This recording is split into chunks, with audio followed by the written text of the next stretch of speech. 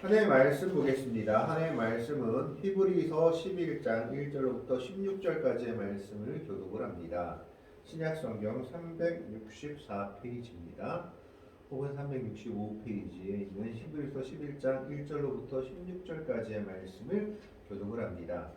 1절의 말씀을 제가 먼저 공독해 올립니다. 믿음은 바라는 것들의 실상이요 보이지 않는 것들의 증거니 선진들이 이로써 증거를 얻었느니라. 믿음으로 모든 세계가 하나님의 말씀으로 지어진 줄을 우리가 아나니 보이는 것은 나타난 것으로 말미암아 된 것이 아니니라. 믿음으로 아벨은 가인보다 더 나은 제사를 하나님께 드림으로 의로운 자라 하시는 증거를 얻었으니 하나님이 그 예물에 대하여 증언하시리라.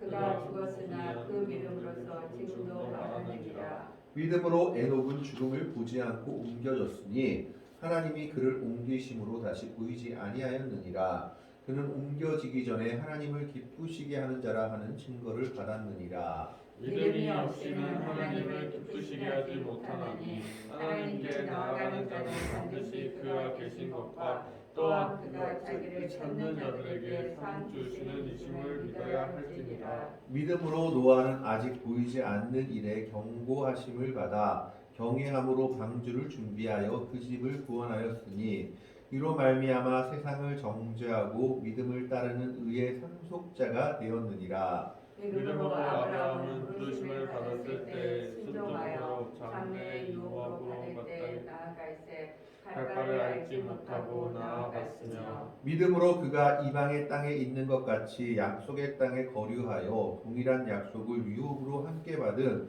이삭 및 야곱과 더불어 장막에 거하였으니 이는 그가 하나님이 계획하시고 지으실 터가 있는 성을 바랐습니다. 믿음으로 사라 자신도 나이가 많아 단산하였으나 잉태할 수 있는 힘을 얻었으니 이는 약속하신 이를 미쁘신 줄 알았습니다. 이러므로 죽은 자와 같은 한 사람으로 말미암아 하늘의 허다한 별과 또 해변의 무수한 모래와 같이 많은 후손이 생육하였느니라. 이 사람들은 다 믿음을 따라 죽었으며 약속을 받지 못하였으되 그것들을 멀리서 보고 환영하며 또 땅에서는 외국인과 나그네임을 증언하였으니 그들이 이같이 말하는 것은 자기들이 본향 찾는 자임을 나타냅니다.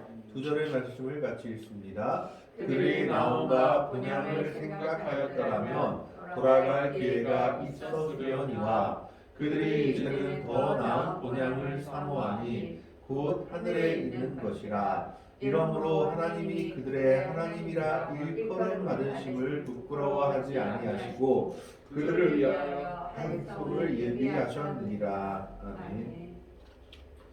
오늘 히브리서 11장은 믿음장이라고 불립니다. 그래서 1절에서 믿음이 무엇인지에 대해서 말한 후에 이제 그 믿음을 따라 산 위인들에 대해서, 즉 믿음을 따라 산 믿음의 선조들에 대해서 말하고 있는 것이 오늘 히브리서 11장의 내용이다라고 말할 수 있습니다. 히브리서 11장 1절에는 믿음에 대해서 이렇게 얘기하고 있습니다. 믿음은 바라는 것들의 실상이요 보이지 않는 것들의 증거다.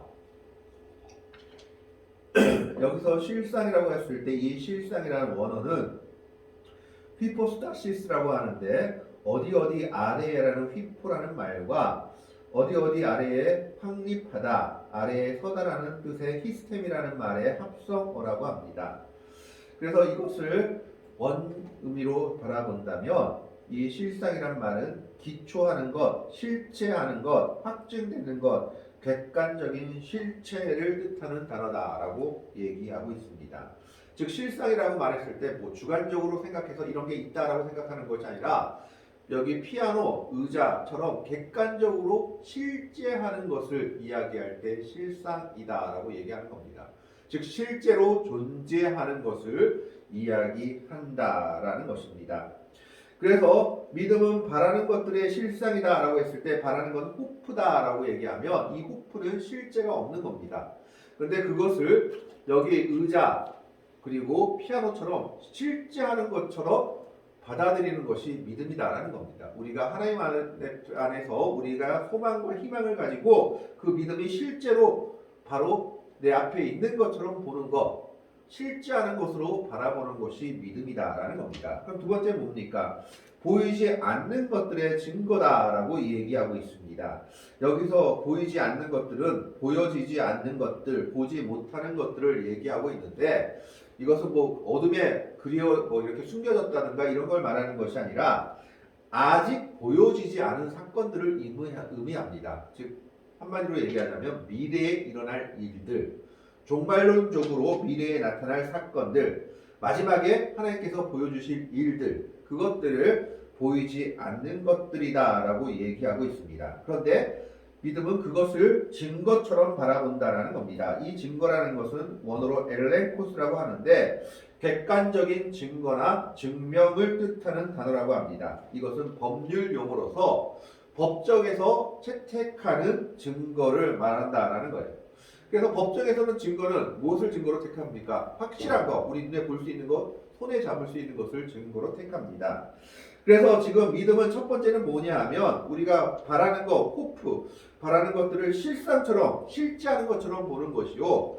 그리고 두 번째는 보지 못하는 것들, 아직 보여지지 않은 것들, 미래에 나타날 일들을 지금 내가 손에 증거를 가지고 있는 것처럼 실지 않은 증거처럼 대하는 것이 믿음이다라는 겁니다.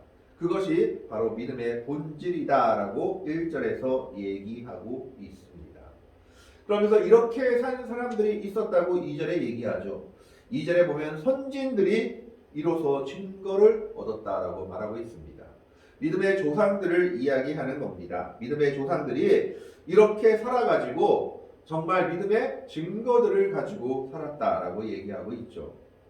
그러면서 갑자기 3절에 믿음으로 모든 세계가 하나님의 말씀으로 지어진 줄을 우리가 안다라고 얘기하고 있습니다.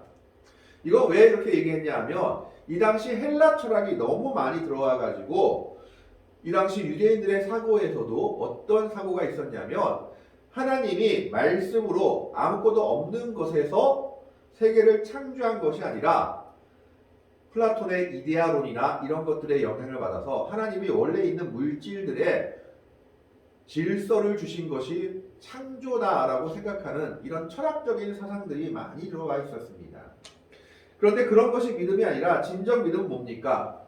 하나님의 말씀으로 무에서부터 모든 세상이 지어진 것, 태초에 하나님의 천지를 창조하시니라 라는 것을 믿게 되면 거기서부터 믿음이 시작된다라고 말하는 것이죠. 그래서 우리가 하나님 보이는 것은 나타난 것으로 말미암아 된 것이 아니니라.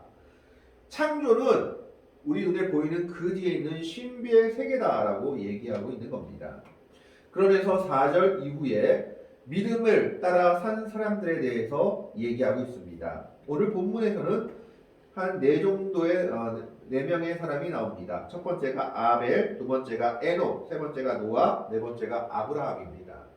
그러면 아벨은, 그리고 에녹은, 그리고 노아는, 그리고 아브라함은 믿음은 바라는 것들의 실상이요 보이지 않는 것들의 증거라고 했는데 과연 어떤 믿음을 가지고 살았는지를 한번 살펴보고자 합니다.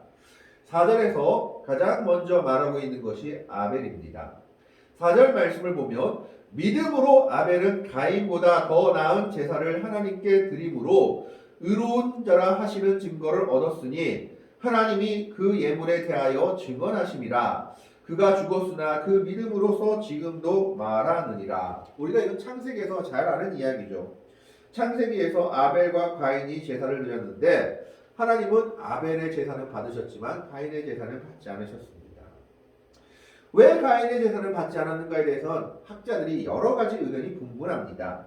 구약 성경에 보면 70인역을 이제 번역한 사람들에 따르면 가인의 제사가 거절당한 이유는 제사 절차상의 결함 때문에 거절당했다라고 생각하고 있습니다.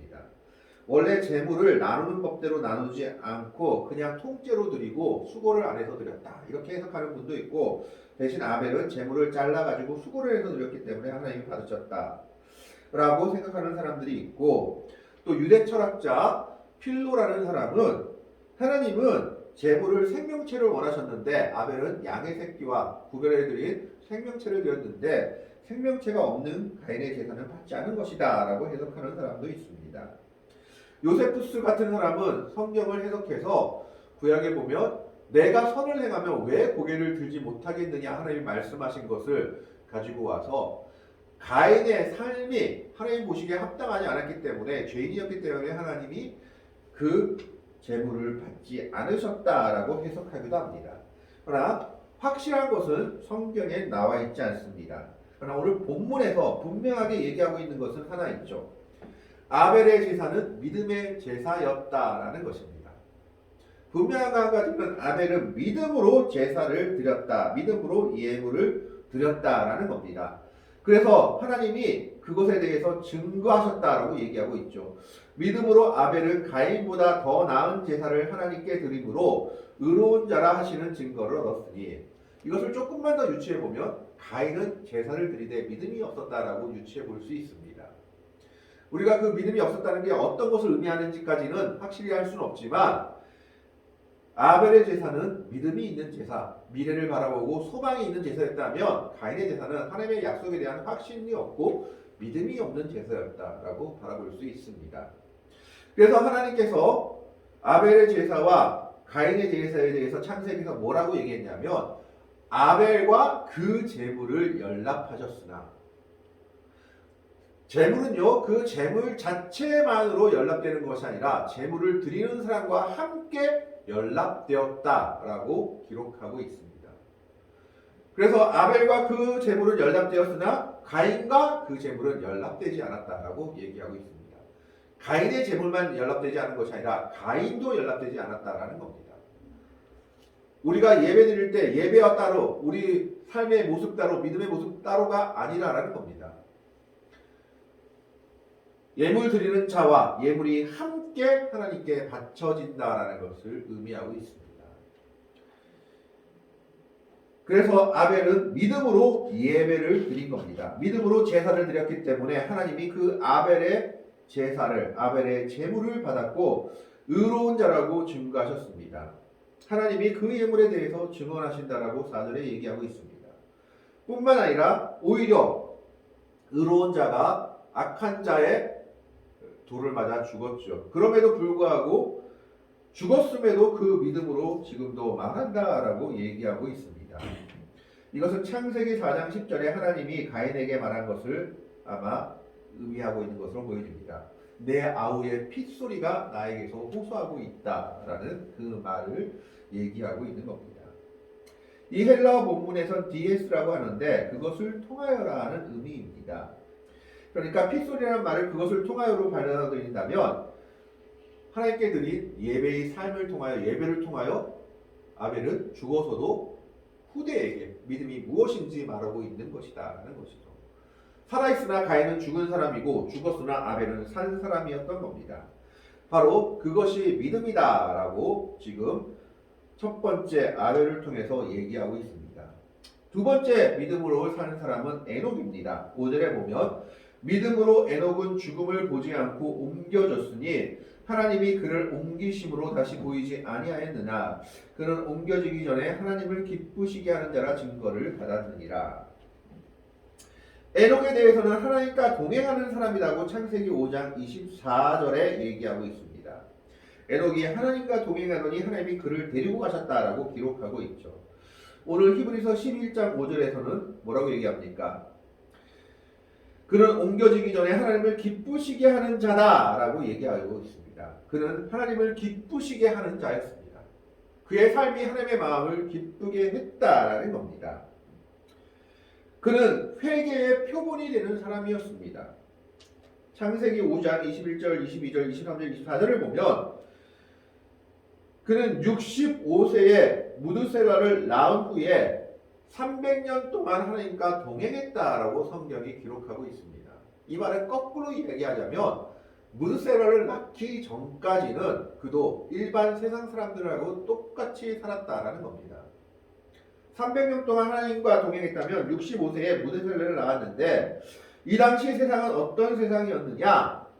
노아의 홍수가 오기 전 세상이었기 때문에 죄악이 계속 차츰차츰 관영하던 시대였습니다. 가정이 무너지고 소돔과 고모라 같은 죄악이 관영하던 시대였던 것입니다.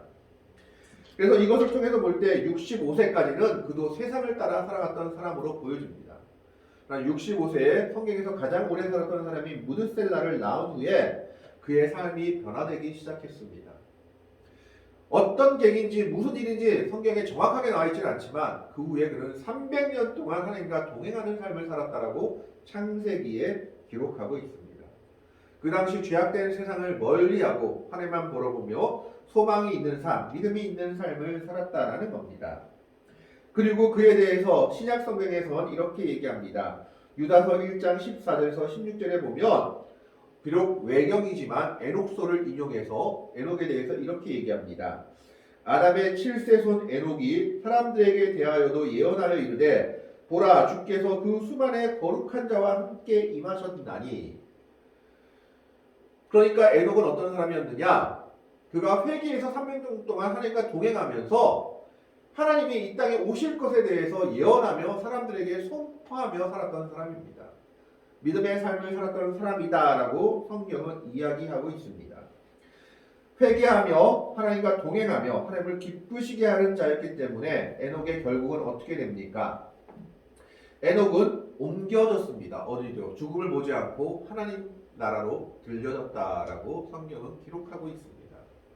그가 이 땅을 따라 살아가지 않고 300년 동안 소망을 가지고 하나님을 바라보며 하나님과 동행하는 삶을 살자 하나님께서 그를 이 땅에서 끌어올리셨다라고 기록하고 있는 겁니다. 바로 그것이 에녹의 삶, 믿음은 바라는 것들의 실상이요 보이지 않는 것들의 증거라 하는 그 삶을 산 에녹의 모습이었다라는 겁니다. 세 번째 인물이 노아입니다. 6절에 보면 믿음이 없이는 하나님을 기쁘시게 하지 못하나니 하나님께 나아가는 자는 반드시 그가 계신 것과 또한 그가 자기를 찾는 자들에게 상 주시는 이심을 믿어야 할지니라. 하나님께 나아가는데 반드시 하나님의 은혜가 있다는 것을 믿는 것이 믿음이다라는 겁니다. 그러면서 노아를 예로 들고 있습니다. 7절에 보면 믿음으로 노아는 아직 보이지 않는 일에 경고하심을 받아 경외함으로 방주를 준비하여 그 집을 구원하였으니 이로 말미암아 세상을 정죄하고 믿음을 따르는 의의 상속자가 되었느니라. 노아는 아직 보이지 않는 일에 경고하심을 받아 경외함으로 방주를 만들었다라고 얘기하고 있습니다. 여기 아직 보지 못하는 일이라는 것은 노아 홍수를 의미하겠죠. 그런데 더 놀라운 일이 하나 있습니다. 창세기 2장 6절에 보면 그때는 수증기 같은 아지랭이만 이 땅에 있었지 이 땅에 비가 내리지 아니하였다라고 기록하고 있습니다. 그러니까 노아 때는 비가 뭔지도 모르는 시대입니다. 비가 아직 내리지 않던 시대인데 하나님이 뭐라고 예고하셨습니까? 하늘에서 비가 내리고 큰 기품의 샘들이 열리고 그래서 이 땅이 다 물에 잠길 거야 라고 말하니까 도저히 알아들을 수 없는 말입니다. 비가 뭔데? 그게 왜 이 땅을 물에 잠기게 하지? 의문을 품을 수 있는 말이었고 그리고 의심을 품을 수 있는 말들이었습니다. 근데도 노아는 믿었다라는 겁니다. 보지 못한 일이었습니다. 비를 한 번도 보지 못했고 심지어 큰 비가 내려서 땅을 잠기게 한다는 것은 생각도 못하는 시대였다라는 겁니다. 그럼에도 불구하고 그 아직 보지 못하는 일에 경고하심을 받았다라는 겁니다. 그리고 그거를 믿었습니다. 그래서 그는 경외함으로 방주를 준비했다라고 합니다. 경외함이란 말의 원어의 뜻은 거룩한 두려움이란 뜻인데 이것은 존경하는 마음으로 조심스럽게 하나님의 일을 준비했다라는 뜻을 가지고 있습니다. 뭔지는 모르겠어요. 비도 한 번도 보지 못했고 기품의 샘들이 터지는 것도 보지 못했지만 하나님이 말씀하셨기 때문에 그는 믿은 겁니다. 그래서 방주를 조심스럽게 준비했던 것입니다. 심지어 그는 어떤 사람이었냐 하면 마태복음 24장 38절 39절에 사람들은 모두 시집가고 장가가고 먹고 마시는 일에 몰두했습니다. 그러나 그때 노아는 뭐 했습니까? 하나님의 말씀에 순종해서 방주를 만드는 일에 순종했죠. 베드로 후서 2장 5절에 보면 노아에 대해서 뭐라고 얘기했냐면 오직 의를 전파했다라고 얘기했습니다. 그러니까 그 시대에 다 먹고 마시고 죄 짓는 것에 흠뻑 빠져 있을 그때에 하나님의 뜻이 무엇인지 전파했던 것이 노아였다라는 겁니다. 하나님의 말씀을 증거하는 삶을 살았던 사람이었습니다. 세상을 따라가지 않고 아직 일어날 일도 아닌데 하나님의 말씀에 경고했기 때문에 그 말씀을 따라 살아가는 사람이었습니다. 그리고 그럼에도 불구하고 그 말씀에 순종하여 방주를 만들었죠. 근데 이 방주를 만든 기간에 대해서 많은 사람들의 생각이 다 다릅니다. 성경은 그 기간을 정확히 말하고 있지 않습니다. 120년이라고 말한 것은 방주를 만든 기간이 아니라 인간의 수명이 120년이 되리라, 너희의 때가 120년이 되리라 라고 노아에게 말할 때 그때를 따라서 120년 뒤에 홍수가 와서 그 120년 동안 방주를 만들었겠거니 라고 유추하는 것이지, 성경에는 정확한 방주 건조 기간이 나와 있지 않습니다. 그래서 어떤 사람은 방주 건조 기간을 120년이라 보기도 하고, 또 족보를 계산을 해가지고 아들들이 언제 태어난지를 계산해서 70에서 80년이다 라고 주장하는 사람도 있는가 하면, 비록 성경은 아니지만 여러 가지 것들을 우리가 참고해 볼 수 있는 외경이라는 야살의 책에 보면 5년이다 라고 기록되어 있는 데도 있습니다. 그래서 어떤 네덜란드 사람이 한번 성경에 나와 있는 대로 방주를 만들어 보니까 진짜 5년이 걸리더라 하는 사람도 있습니다. 정확한 것은 알 수가 없는 거예요. 그런데 기간이 문제가 아니라 순종이 관건입니다. 설마 5년 동안에 만들었다 칩시다. 그러면 나머지 100년 동안 그 방주 가지고 사람들이 얼마나 놀렸겠습니까? 그럼에도 불구하고 그는 믿음을 버리지 않았던 것이죠. 그는 그럼에도 불구하고 하나님께 순종하며 하나님의 심판이 있을 것임을 믿고 그것을 많은 사람들에게 전파하며 다녔던 겁니다. 그런데 아무도 그의 말을 듣지 않았죠. 그럼에도 불구하고 그는 아직 보지 않는 일이요, 아직 나타나지 않은 일이지만 그것을 실제처럼 여기고 증거처럼 여기며 하나님의 심판을 경고하고 다닌 사람이었고, 하나님의 말씀에 대해서 순종했던 사람이었습니다.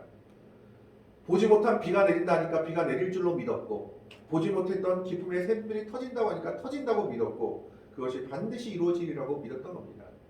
아마 그가 기다린 기간은 100년 이상이 되었을 겁니다. 그럼에도 불구하고 그의 믿음은 결코 흩어지지 아니했고 하나님의 말씀을 온전히 붙잡았던 겁니다. 이것이 믿음을 따라 살아가는 사람들의 모습이었다라는 겁니다. 그래서 7절에 이렇게 얘기합니다. 믿음으로 노아는 아직 보지 못하는 일에 경고하심을 받아 경외함으로 방주를 준비하여 그 집을 구원하였으니, 노아 때문에 그 가정이 구원받았죠. 이로 말미암아 세상을 정죄하고 믿음을 따르는 의의 상속자가 되었느니라. 노아로 인해서 다시 인류가 시작되게 됩니다. 네 번째 사람은 아브라함입니다. 8절에 보면 이렇게 얘기합니다. 믿음으로 아브라함은 부르심을 받았을 때에 순종하여 장래의 유업으로 받을 때에 나아갈새 갈 바를 알지 못하고 나아갔으며. 무슨 말입니까? 하나님이 가라니까 갔다라는 겁니다. 이 땅이 어떤 땅이야, 이 땅이 어떻고 여기서 네가 뭐 살 거야, 이런 것이 없습니다. 너는 단지 너의 본토 친척 아비 집을 떠나 내가 내게 지시할 땅으로 가라. 거기에 순종하여 떠난 것이 아브라함이었습니다. 그러면서 그는 하나님께서 약속하신 땅을 믿음을 가지고 갔던 거죠. 그런데 9절에 이런 말씀이 있습니다. 9절의 말씀을 보십시오. 믿음으로 그가 이방의 땅에 있는 것 같이 약속의 땅에 거류하여 동일한 약속을 유업으로 함께 얻은 이삭 및 약과 더불어 장막에 거하였으니, 10절을 보겠습니다. 이는 그가 하나님이 계획하시고 지으실 터가 있는 성을 말았습니다. 무슨 말입니까? 하나님이 약속하신 것이 아브라함에게 자녀의 축복을 약속하셨습니다. 내 자손이 바다의 모래같이 되고 하늘의 별같이 되어 헤아릴 수 없게 되리라. 그런데 사라를 통해서 주신 자식은 딱 하나, 이삭 한 명뿐이었습니다. 그리고 하나님께서는 가나안 땅이 내 후손의 것, 내 것이 되리라 라고 했죠. 성경을 보면 아브라함은 부자였습니다. 가축을 많이 거느리고 여러 가지 보상도 얻어서 부자가 됐다라고 성경은 기록하고 있습니다. 그래서 그는 사람을 대접하는 일에도 인색하지 않았죠. 그런데 성경을 자세히 보면 아브라함은 땅이 없었습니다. 아브라함에게 한 가지 있는 땅은 어떤 땅이었느냐? 햇사람 에브론에게서 산 막벨라 굴. 또 왜 샀을까요? 자기 가족 무덤하려고 산 그 땅 하나만 있었습니다. 그럼에도 불구하고 그는 하나님의 약속을 의심하지 않았다라는 겁니다. 왜요? 10절의 말씀처럼 이는 그가 하나님이 계획하시고 지으실 터가 있는 성을 바랐습니다. 그는 하나님께서 계획하시고 지으실 터가 있다라고 믿었고, 이것이 내내 이루어지지 않으면 내 후대에라도 이루어질 일인 것을 하나님의 약속은 반드시 이루어진다라고 믿었던 것입니다. 그래서 그 아브라함의 믿음에 동승한 여인이 바로 부인 사라였죠. 11절에 보면 믿음으로 사라 자신도 나이가 많아 단산하였으나 잉태할 수 있는 힘을 얻었으니 이는 약속하신 이를 믿으신 줄 알았습니다. 무슨 말입니까?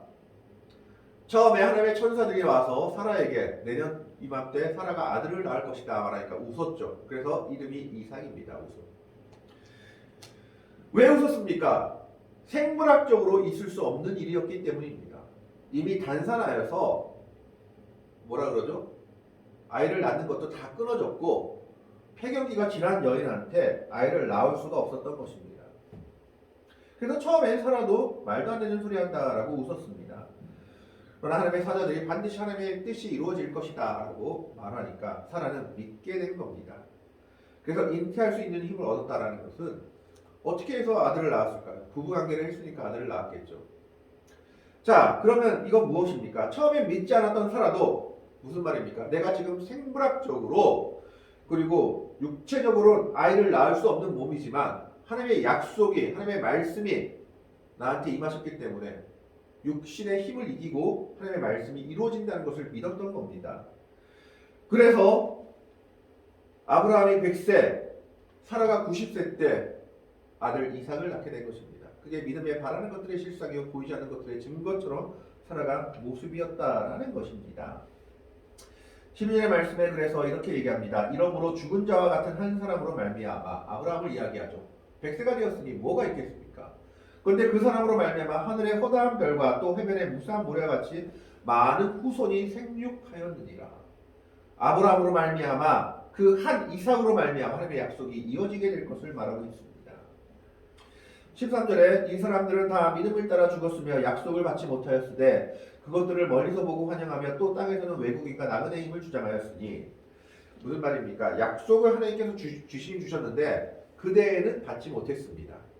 그러나 그들은 그것을 믿었습니다. 그래서 그것을 멀리서 보고 환영했다. 하나님께서 이루실 일들은 그들이 죽을 때까지 이루어지지 않았지만 하나님께서 반드시 이루실 것이다라는 걸 믿고 죽었던 겁니다. 그래서 멀리서 보고 환영했다라고 얘기하고 있는 겁니다.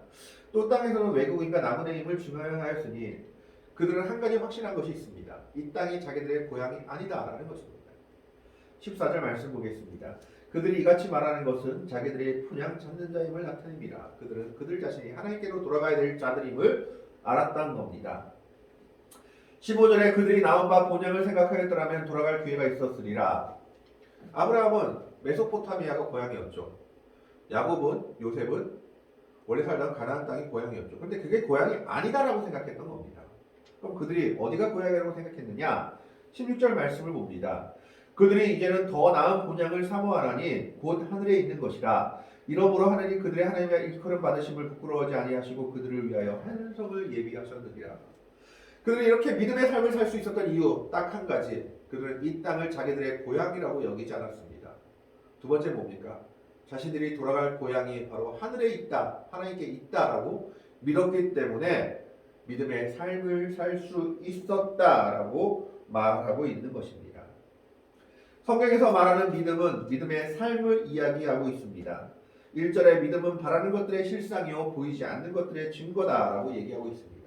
바라는 것들이 실제로 증거하는 것, 실제로 존재하는 것처럼 보는 것, 보지 않는 것들이 법적 증거처럼 채택하는 것처럼 있는 것처럼 아직 보이지 않는 이유, 나타나지 않는 일이고 미래에 이루어질 일이지만 내 손에 있는 증거처럼 바라보는 삶이 믿음의 삶이다라는 겁니다. 믿음이다라고 얘기하고 있습니다. 그럼 믿음의 삶을 산 사람들이 누굽니까? 오늘 말씀에선 아벨이었고 에녹이었고 노아였고 또 누굽니까? 아브라함이었습니다. 믿음이라는 것은 삶을 통해서 나타납니다. 하나님의 약속을 믿고 사는 삶이 바로 믿음인 것입니다. 믿음의 성도들이 그렇게 하나님의 약속을 아직 나타나지 않으면서도 믿고 살 수 있었던 이유는 다른 한 가지입니다. 그들의 소망을 이 땅에 두지 않았고 하늘에 두었기 때문입니다. 그들은 그들에게 돌아갈 본향이 있었다고 생각하며 하나님의 약속을 바라보고 살았던 사람들입니다. 오늘 우리 하나님의 백성들, 그리스도인들도 믿음을 따라 살아가야 합니다. 믿음을 따라 살아가는 삶은 무슨 삶입니까? 바로 바라는 것들의 실상을, 바라는 것들을 실제처럼 바라보고 보지 않는 것들을 증거를 지닌 것처럼 바라보는 삶입니다. 하나님의 약속을 온전히 믿고 사는 삶을 의미합니다. 노아처럼 비가 뭔지 모르지만 하나님이 약속하셨다면 반드시 비의 심판이 있을 것을 믿고 사는 것. 아브라함처럼 갈 바를 알지 못하지만 하나님의 약속하신 곳으로 가라 하면 가고 거기 하나님의 은혜가 있다고 믿고 가는 것, 그것이 바로 믿음의 삶이다라는 것입니다. 에녹처럼 회개해서 다시는 세상과 범하지 아니하고 300년 동안 하나님과 동행하는 삶, 그것이 믿음의 삶이다라고 오늘 성경은 우리에게 말씀하고 있습니다. 오늘 우리는 이런 믿음의 위인들의 삶을 바라보면서 우리도 이런 삶을 살 수 있기를 바랍니다. 믿음은 바라는 것들의 실상이요 보이지 않는 것들의 증거라고 한 것처럼 정말 하나님의 약속을 온전히 믿고 믿음의 삶을 살아가는, 하나님의 약속을 온전히 붙잡고 살아가는 복되고 아름다운 성도들이 되시기를 주님의 이름으로 간절히 축원합니다. 아멘. 기도하겠습니다. 하나님, 믿음은 바라는 것들의 실상이요 보이지 않는 것들의 증거라고 했어